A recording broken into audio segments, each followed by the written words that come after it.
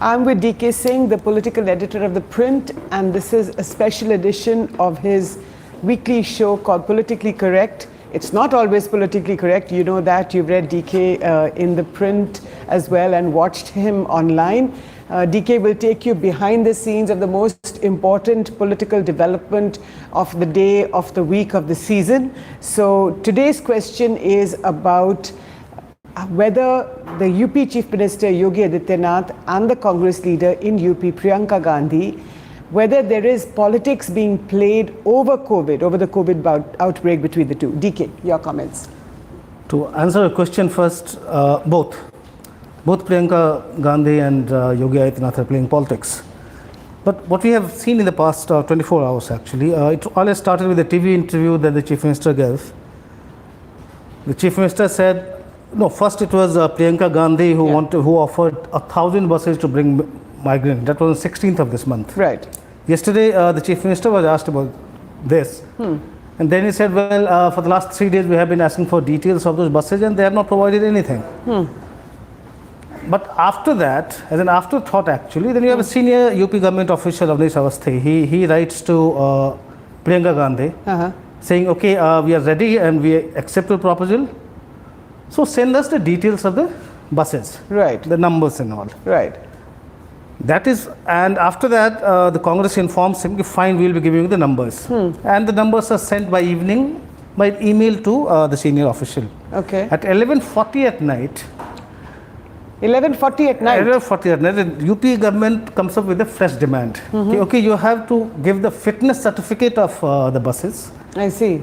And the driving license of the drivers and other details of the conductors. By 10 a.m. next day, that is today.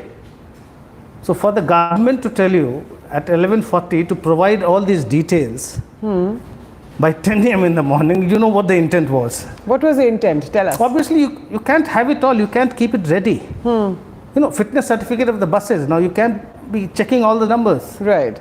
No, it takes time and you have to get all that by 10 o'clock. And you have to get the buses to Lucknow then, to District Collector Lucknow. So what was he trying to do? Basically, the intent was to call out. Call out Priyanka Gandhi. Priyanka Gandhi. That she was not prepared. And probably she wouldn't have the details that that the government wanted. That was the intention. So once the details came, the numbers, then the new demands came. And actually this morning they have asked for the insurance papers also. So have the buses come or not? No, just about an hour back, the senior Congress leader Pramod Tiwari addressed a press conference where he said, well, we have got our buses in Agra, but they're not being allowed by the UP government to run. So they're all stuck in Agra. So just let me get this clear. So Priyanka Gandhi offered 1,000 buses, but the UP government has still not accepted those buses. UP government says it's ready to accept, but there are lots of conditions attached. Now, I'm sure running a bus, you have to have the fitness certificate and driving license and everything. But to expect the Congress to collect all that overnight and then get all those buses to Lucknow was a bit too much. So we know this, the shadow boxing that is happening. Right. And so far the Congress buses have not been delivered to the UP administration and the UP government buses are stuck in Agra. And the Congress is blaming the BJP government and the government is blaming the Congress. And actually the new claim came from the government. The UP government is now saying that the numbers which were sent to them, sent to the officials, where many of those were those of two-wheelers and three-wheelers. That's an interesting twist. Let's see how it plays out. But yeah, to tell you the fact, you were talking about the story behind the scene. Yes. The way I look at it, either way the UP government stands to gain or the BJP stands to gain. So if Adityanath government is able to call out Priyanka Gandhi on this, that will actually shut up the opposition. Because the Congress has been targeting the government all through, that you are not doing anything for the migrants. They are dying on the roads. But isn't that correct? Yeah, that's true. But then the Congress has been able to corner the government on this so far. But now what do you do? I mean, what have you done? You are ready to offer 1,000 buses, you are not able to deliver. So if UP government is able to convey that perception that Congress was just bluffing, it will be to its advantage. But the real story is the way the BJP government is probably trying to prop up Priyanka. Congress has no force in the UP. DK, hold that thought about the Congress trying to promote Priyanka, because we have a few questions already, and please continue to send us many more. The first question is from Derek, who wants to know, does the fact of Yogi Adityanath accepting these Congress buses, or Congress offer of the buses, show that UP has effectively failed in transporting these migrant workers from the big cities to the villages? I won't say because of this offer. Because UP government has already engaged about 12,000 buses to ferry migrants. Okay. That's the official figure. So 1,000 more buses, I don't know how much. Whether it would make a big difference or not. Yeah. But when it comes to failure or success of Yogi government in containing COVID-19, well, still jury is out, because the testing percentage in UP is very low.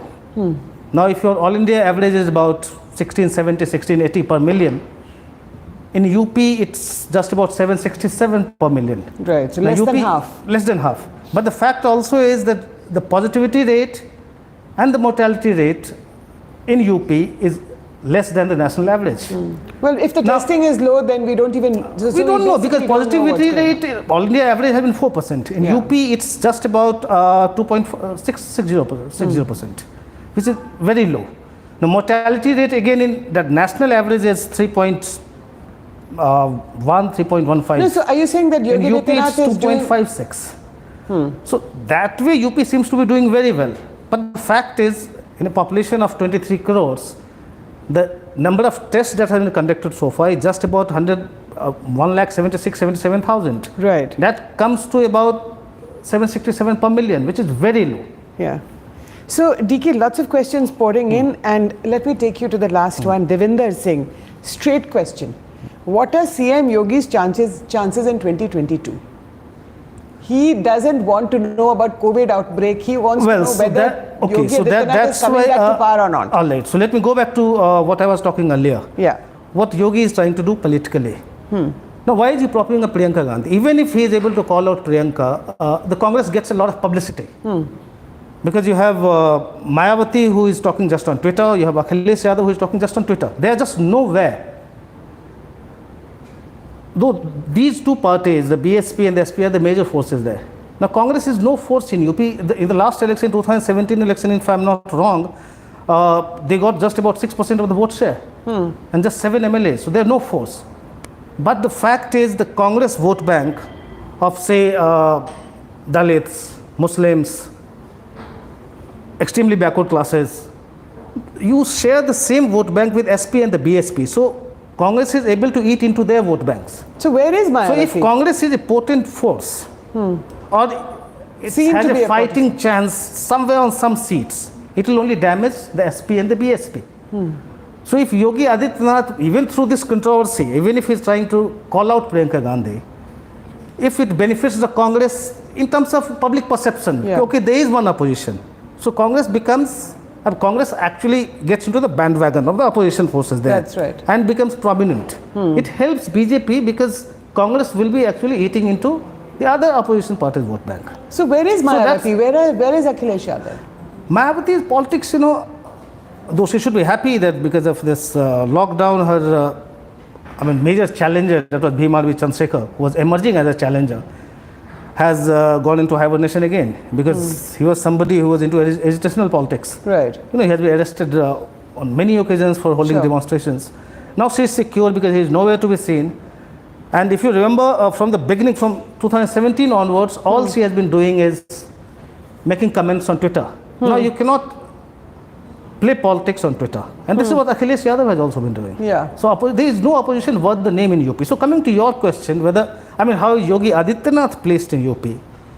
Look, if the COVID situation does not worsen that much, God forbid it should not, but if it does not, then UP will claim, Yogi Adityanath will claim that I managed to contain. Now, he may have got a lot of flack from the people for mismanaging migrants. But at the end of the day, if you look at the numbers, we have just 118 deaths in UP. It's very less. 118 deaths only. And you have, as of today, there are 4,605 positive cases in UP, of which about 2,783, if I am not wrong, if I am not mistaking the figure, they have already been discharged from hospitals. So you have just about 1,800 active cases in UP. But then let's not forget the fact that you have a lot of migrants going from Delhi and Bombay to UP. Now, over 800 trains have gone back to UP with migrants. Right. Now, if you calculate every train carries about 1,000 to 1,200 passengers. So we are talking about anything around 8 to 9 lakh migrants who are already in UP.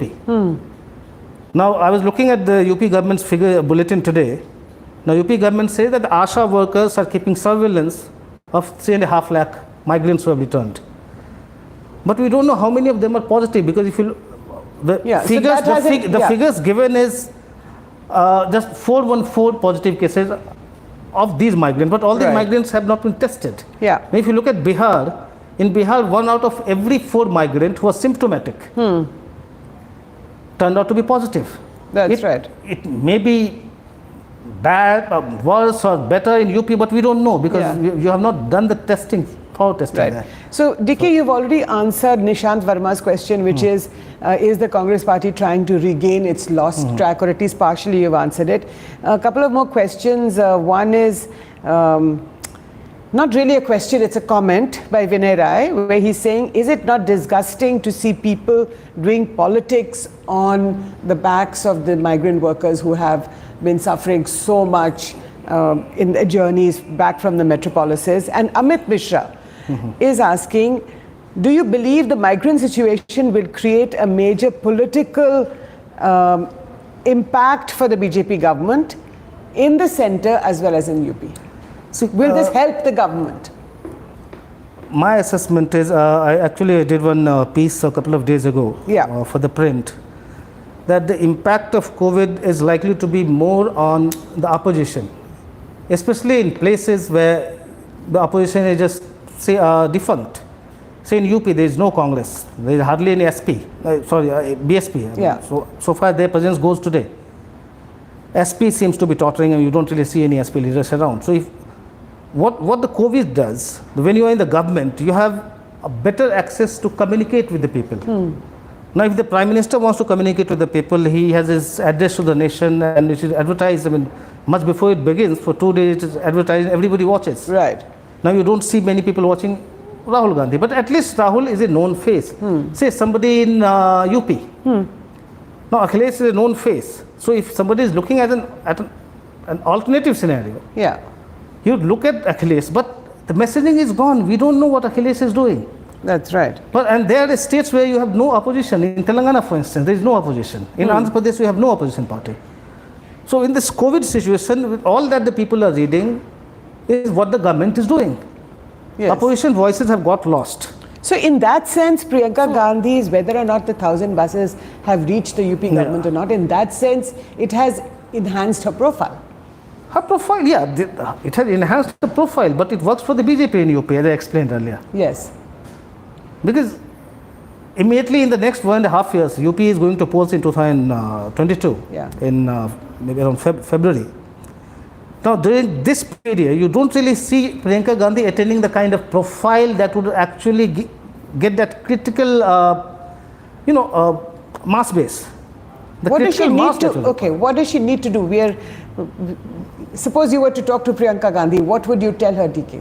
What does she need to do to create that mass base that she is lacking today? Well, you have to create that confidence in the people that you are an alternative. That's the first thing. People in UP don't really see the Congress as an alternative at all. It's not about whether they like Priyanka Gandhi or not. Congress is just not there. If you have just 7 MLAs in a 403 member assembly, and what do you expect? You don't have anybody at the grassroots. You don't have any booth committees. You don't have any faces. You don't even have candidates across the state. So suddenly you just can't come offer 1,000 buses and expect people to vote for you. It doesn't happen overnight. Right. Okay, those are very well taken points. My next question is from Samir Chaniara, who's saying, who's talking about the labor laws that. And okay, sorry, I'll come Sure. to that. I forgot to answer the first question about the impact of this migrant crisis. Yes. Look, that was the first take that as it looks today, COVID has an inbuilt disadvantage for the opposition. We are talking in terms of communication. Right. Because the government works. Government is giving food grains, government is giving all cash in your bank account. So whatever people see is coming from the government. Yeah. From the opposition, you are not getting anything. So as it is, it looks like the governments across the country may have an advantage. But we know that there is no time frame for COVID to go away. It may be here to stay for longer than we expect. Yeah. If it stays longer, the economy is already in a tailspin. You have millions of jobs going. So when people have no jobs, these migrants, they can't even come back to the city, and government cannot be giving them food grains all the time to come. Then they will need something from the government, some decisive action in terms of reviving the economy. It's not just about the public health crisis. If it worsens, well, it's going to be bad. But the economy also, simultaneously, economy is going down the drain. Then over a period of time, if you're not able to recover, then the results may be something different. Then probably people may not even be looking at faces in the opposition. They just vote you out. Yeah. So, DK, there is a question from Samir Chaniara, and he wants to know about the labor laws that the Yogi government recently amended. The ordinances that he brought in, a 3-year holiday for people who want to invest in UP. All but 3 labor laws would be in place. Otherwise, Right. for 3 years, no other labor laws will be implemented. Yes. So, what do you think will be its impact on in UP, on the politics? Politics, no. Today only I was talking to some BJP leaders. Their feedback was that people want to see the government doing something. Because they need jobs, they want investment to come. You cannot let it go. And when people are expecting you to act, so even if labor laws or giving industries exemption from labor laws, that may not be a very popular decision, that may sound unpalatable. But looking at the enormity of the crisis, when you are expecting government to do anything to revive your economy, when you see no hope, so you will probably support the government on this. Though the way Adityanath government has gone about it is a bit, I would say, is not a very happy situation for many, because there are no consultations. Suddenly you take an executive decision, then you bring out an ordinance. There is no consultation, nobody has been taken on board, so there will be opposition, of course. And there will be a lot of reservations also. And people don't even know what it means. Once workers go back to the factories and see how things have changed, probably they will start reacting. But these labor laws were much needed, long pending reforms which had to be done. And I think most of the people would welcome it, because they would like the economy to be back on track, come what may. And So if these exemptions from labor laws helps in that, why not? But on the one hand, you have this migrant labor crisis. People have gone back to the villages. Like you said, you don't know when they're going to come back to the cities. So if you're looking for work locally in the factories of UP, which is perhaps what Yogi Adityanath wants to do, and then you don't have any sort of backup or backing in terms of safety, in terms of a safety net, then that will be problematic. No, that's why you need investment. You need a lot of investment coming your way. And if the UP government is able to sell this like this, that it's for the good of UP. It's for the good of UP, good for your economy, and it will get you jobs. I'm sure people will accept it. So PKG, we don't know his full name, wants to know, how would you rate Yogi's performance in handling this migrant labor crisis compared to other states like Bihar, Odisha, Bengal, Chhattisgarh and Jharkhand? Bihar, Odisha, look, Odisha has done a great job, exemplary. Bihar, there are lots of doubts. You think Odisha has done a great job? Yes. Because there were thousands of migrant workers wanting to come back to Odisha from the southern states. None of the states wanted it. Look, you saw letters. None of the states wanted their migrant labor back. I mean, you had West Bengal Chief Minister That's saying, a very cruel thing don't allow your trains to come. Jharkhand Chief Minister did not want the trains to come. No Chief Minister wanted it, because it would be like importing COVID. Because I talked about what happened in Bihar. Now, 1 out of every 4 symptomatic cases has turned out to be positive. Now, if you have 8 lakh migrants going back to UP, obviously the numbers will see a spot. And then your public health facilities, the infrastructure is not ready to cope up with that kind of number if you have a sudden spurt in these cases. So states have a reservation, not that they have anything against the migrants, but their sheer incapability to deal with that kind of number. If they suddenly turn up in the state and fall sick, or they're found infected. Right now, UP has just 1,800 active COVID cases. Just imagine if it becomes 18,000. I mean, how many ventilator beds do you have? How many ICUs Beds. you have ready? We are not equipped to deal with that kind of situation. So, CMs were a bit reluctant initially. But then they were no left with no options. Yeah. So how would you compare what is happening in UP and how UP is handling UP, the crisis? as I said, UP, Bihar, no, general perception is they haven't really done very well. Though in UP, the perception is you look at the Chief Minister's sacrifice, okay, he did not attend his father's funeral because he wanted to serve the people of UP. So in terms of political symbolism, it's fine. But it becomes hypocrisy when you see what the government is doing. Now, if your testing figure is less than half of the national average, now if national average is about 1,700, if you are 767, obviously you are not pushing the envelope. And then we have all these stories coming from UP. There was this story that ThePrint did for a 12-year-old child having this abdominal pain. In Agra. And his parents kept taking him from one hospital, one nursing home to another. They went to 6 places, and next day he passed away. That's right. Yeah, that was really tragic. Yeah. We have seen what is happening in Agra. There was sudden spike. Yeah. Now you have you see women delivering on roads. So on the one side you have this perception of Yogi making all those sacrifices, but what you see on the road is a completely contradictory picture. So how would you compare UP with Bengal? Well, to start with, Bengal is doing more tests than UP. But Bengal was doing absolutely no tests, or very, yes, very but few I tests. think the centre's pressure has worked. But there is not much to choose between the two. Because look, That's a very harsh thing to Bengal say. has been trying to hide figures, all of us know. They have been very clear on this. They did not want to give you the death figures of people who have died from comorbidities. Because the numbers will show a jump. They first set up a committee to examine, okay, whether this death should be categorized as COVID death. Because if you are a heart patient and you have got infection, so okay, fine, you have died from heart attack or whatever. So you should not be seen as a COVID patient. But the fact is that heart attack could also have been triggered by this infection. That's right. So West Bengal has been trying to hide it also. And unfortunately, even Delhi seems to be trying that now. Well, UP, we haven't really seen these reports, but the number of testing is a big worry. So the same question, DK, between UP and West Bengal, which do you think is handling this COVID crisis better? As well as the migrant labor crisis?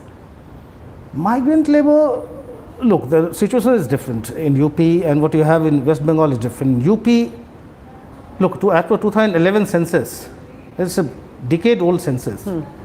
There were 2.6 million UP migrants who had gone out. See, by now we must be talking about 40 million maybe. Yeah.